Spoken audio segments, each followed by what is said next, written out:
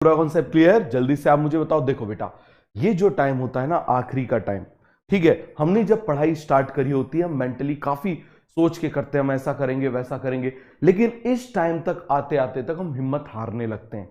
समझ में आया? और यही सबसे ज्यादा, और इस ड्यूरेशन में जो अपनी रेस को पकड़ के रखता है, जैसे उसने स्टार्ट करी थी वैसे ही पकड़ के रखता है। समझ में आ गया? नहीं तो सोचता है यार वहां पर एक क्लास चल रही है वो अटेंड कर लूं, वो एक पढ़ा रहे हैं वहां पर अटेंड कर लूं, ये एक बुक कर लूं।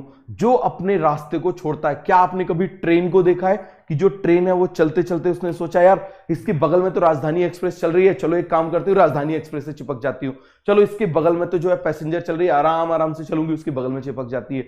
ऐसा क्या कभी कोई ट्रेन करती है? नहीं करती, बट ऐसा स्टूडेंट्स करते हैं। समझ में आ गया? लास्ट टाइम में। और यही आप याद रखना, आप जिस फील्ड में जाने वाले हो ये टोटल आपकी साइकोलॉजी को चेक करने वाला है। आप कितने मेंटली स्ट्रांग हो, केवल इस चीज को चेक करेगा। अपने रास्ते पे चले चलो, अपने रास्ते पे बढ़े चलो। जो आपने रास्ता बनाया था, बहुत सोच समझ के आपने बनाया था, उस रास्ते पे ट्रेन की तरह चले चलो, बिल्कुल आपको मंजिल जरूर मिलेगी। समझ में आ गया? कभी यहां कभी वहां, कभी वहां कभी यहां कभी वहां, तो ये चीज करना बंद करो।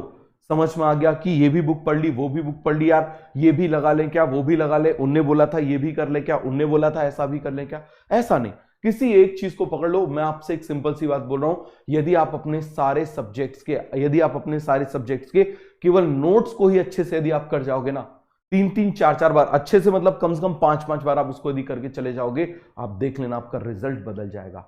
समझ में आ गया? और कुछ करने की जरूरत ही नहीं है, बिल्कुल सिंपल सा तरीका है। जो आपने डिसाइड किया था, जो आपने सोचा था, जिस ट्रेन को पकड़ा था, उस ट्रेन को पकड़ के चलो। समझ में आ गया? और मेरे सब्जेक्ट में मेरे नोट्स के अलावा आपको कुछ नहीं पढ़ना, कुछ भी नहीं पढ़ना आपको। क्लियर है? जो एनसीईआरटी की लाइन है वो मैं आपको कराऊंगा सब्जेक्ट खत्म होने के बाद, तो आपको क्या हो जाएगा, पूरा एक बार रिवीजन हो जाएगा। समझ में आ गया? तो बहुत सारी चीजें आपके लिए प्लान की हुई हैं, सब हो जाएगा। हो गया पूरा क्लियर?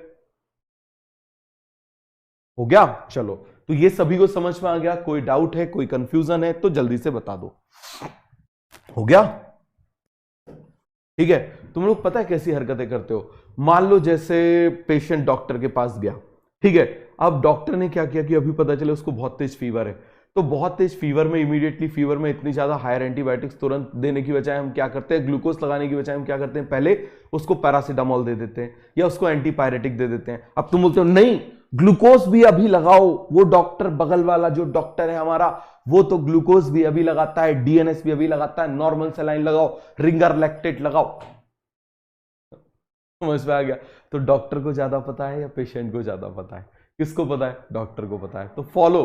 समझ में आ गया? सिंपल सी चीज है, don't become analyzer, become follower if you want to be a doctor. बिल्कुल सिंपल सी बात है। हो गया पूरा क्लियर? आगे बढ़े।